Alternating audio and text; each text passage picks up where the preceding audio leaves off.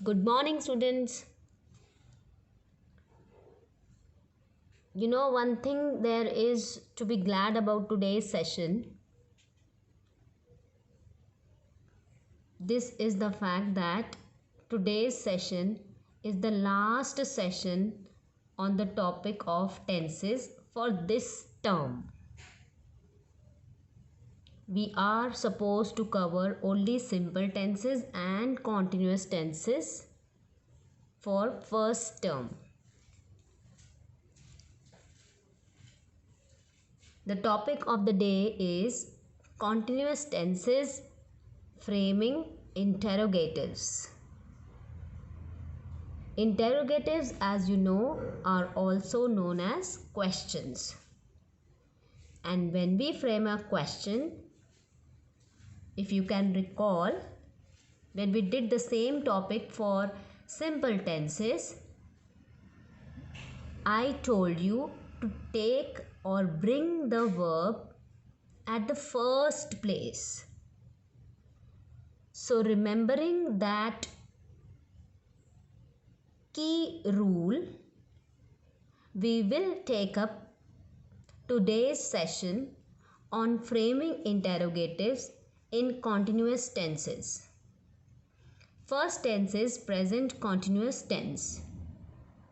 If you remember the structure of this tense, it is or am or are plus V1 plus ing. And as I told, a verb is made up of one word, two words, or more than two words also. So keeping these basics in mind, we'll move on further with the topic. Suppose your sentence is Mona is dancing. Now here my verb is dancing.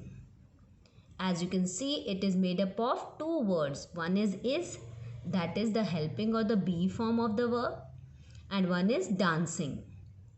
So what I need to do is to bring the first verb at the first place. The first verb here at the first place for the question you have to frame. So it will become, is Mona dancing? Again, I would make you recall that I have told you while making statements, while making negatives, that continuous means something which is, or sorry, not something, some action that is not over. So that is why that action is always written with ing ending. So the structure becomes is plus subject singular. Is always used with singular subject plus V1 plus ing, and what is most important thing, the question mark. Children are dancing. The verbs are dancing. Two verbs are there. One is dancing, one is are. So the first verb should be taken out and rest of the sentence remains the same, ending with a question mark. The third rule here says, because we have three helping verbs of present continuous tense, is, am, and are. So we have three structures also for framing a question. Am I dancing?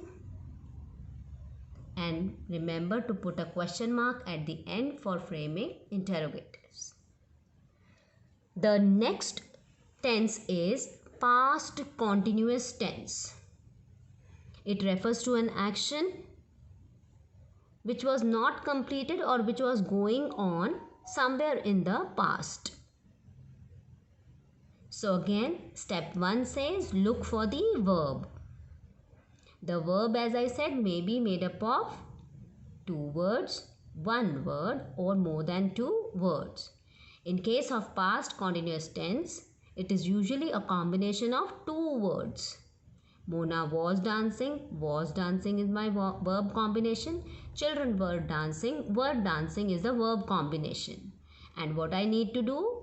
To look for the first verb Here was, here were, and bring it to the first place.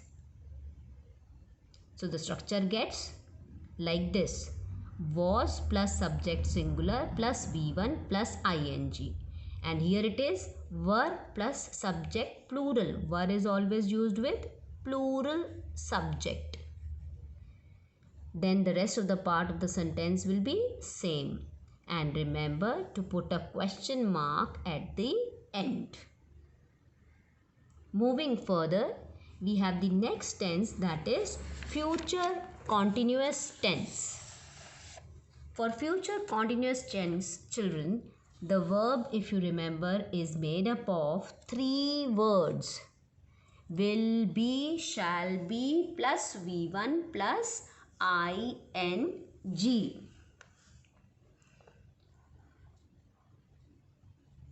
When we have to frame the interrogative, again you need to be very particular because we have 3 words there which are used as a verb in the sentence.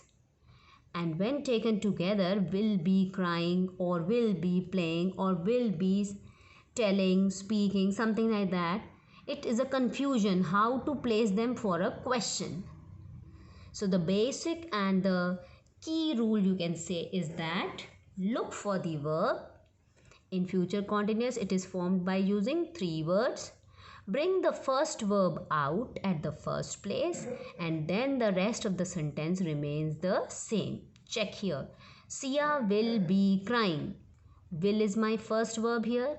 So will is out here at the first place. Rest of the sentence has remained the same. And the important thing is this question mark. If you don't put this, you will lose marks or your sentence is marked wrong because a question needs to end with a question mark. So here I have written the step. What is that? Bring the first verb at the beginning, then subject singular or plural. For both it is same. If you have shall here, you will bring shall out.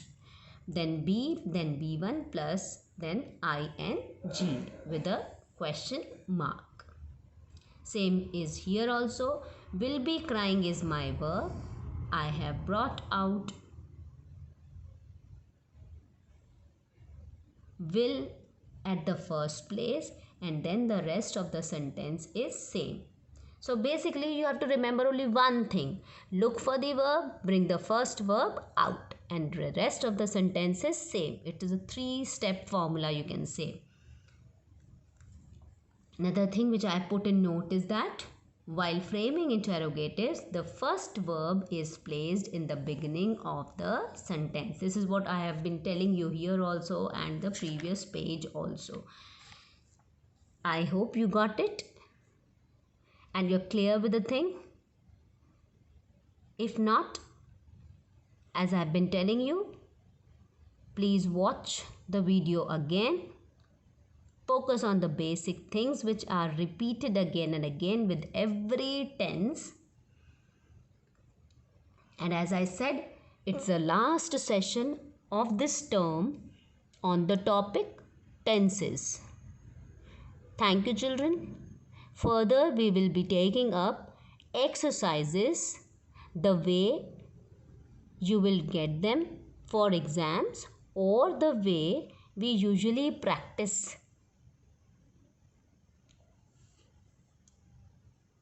Thank you, children. Have a nice day.